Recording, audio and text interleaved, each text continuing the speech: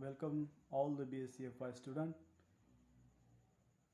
Welcome to this lecture number 2. Today we discuss the valence bond theory. In last video we have discussed the what is the mean by the chemical bond and what are the types of chemical bonds, and we have discussed mainly three types of chemical bond: ionic bond, covalent bond, and the coordinate covalent bond. So today we discuss an important theory called as the valence bond theory. This is an important theory, and this theory firstly was formulated in 1927 by Hitler and London, which explained theoretically the behavior of covalent bond in the hydrogen molecule. That means this theory mainly discusses with the molecule which having the covalent bond and which explain the behavior of covalent bond in the hydrogen molecule. It means how does this covalent bond will occur in that molecule, like in a hydrogen molecule. Again, in 1931, this theory was modified by Linus Pauling and J.C. Slater, which account the reactivity of combining atoms, strength, and directional nature of the covalent bond. So, firstly, we have to discuss the Hitler-London theory. Here, some of the important postulates we have to discuss. Now, see the important postulates. The first one, a covalent bond is formed when the orbital of one atom overlap with the orbital of another atom, each contain one unpaired electron. That means whenever a covalent bond occurs in the molecule, whatever the atom is present in that molecule, the electron which are present in the orbital of one atom and orbital of another atom, which must contain one unpaired electron, and there is the possibility of overlapping. If each overlapping orbital contains one unpaired electron with opposite spin, means whenever both the overlapping atom which having the one unpaired electron, and after overlapping the spin neutralization takes place. So during the bond formation, electrons are paired and spins are neutralized. Similarly, whatever the atomic orbital overlap, should have a comparable energy and having a maximum electron density between the two bonded atoms. So we are discussing some important postulates by giving the example hydrogen molecule.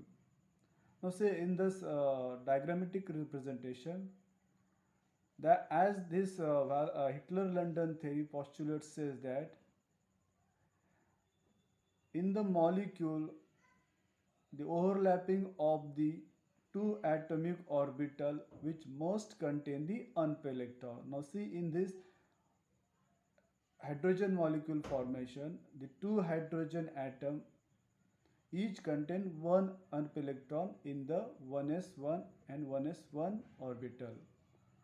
So this 1s atomic orbital of each atom overlap, as we already said that must contain the unpaired electron. Now see in this hydrogen atom, each hydrogen atom having one unpaired electron, and both the hydrogen atom overlaps to form a hydrogen molecule. During the overlapping or during the bond formation, whatever the formation takes place either by any molecule, there is the spin neutralization takes place.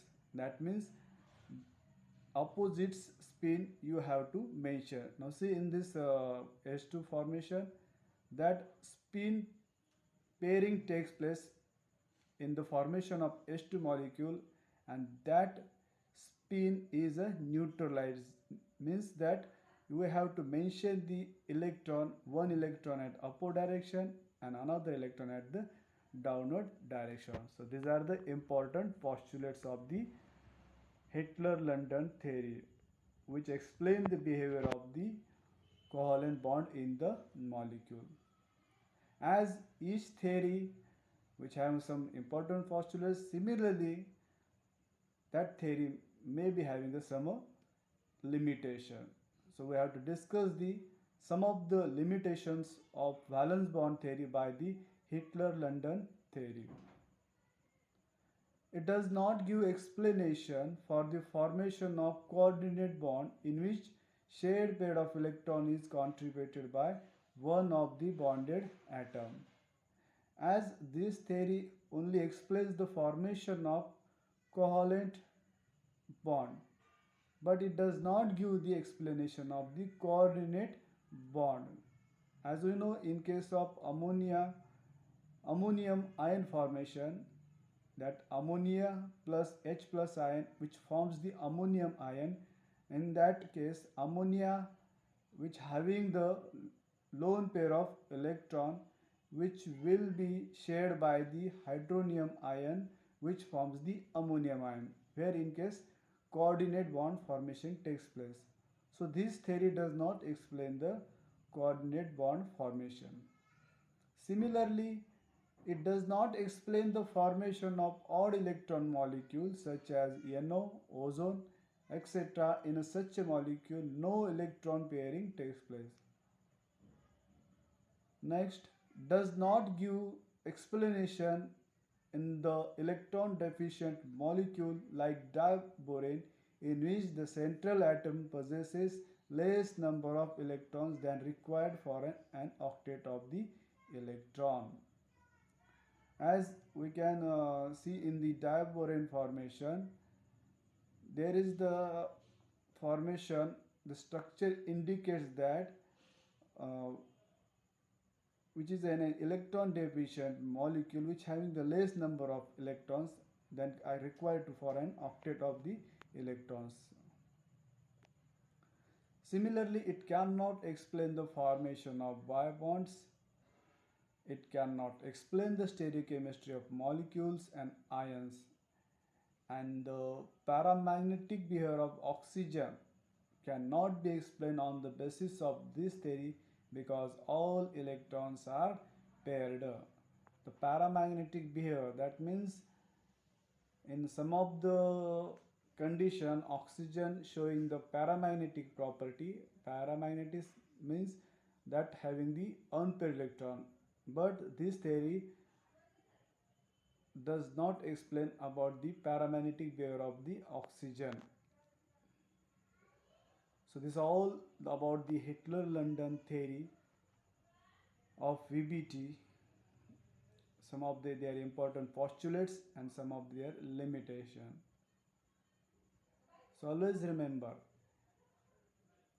जो कोई भी इन कठिन परिस्थितियों में संघर्ष करने पर एक बहुमूल्य संपत्ति विकसित होती है जिसका नाम है आत्मबल, that is called as will power. If you have a great willpower, you can achieve everything whatever you want. So be confident and have a do to anything. So this is all about the Hitler-London valence bond theory. On next video, we will discuss the Pauling-Slater theory of directional nature. I hope you all enjoying this video, and hope so.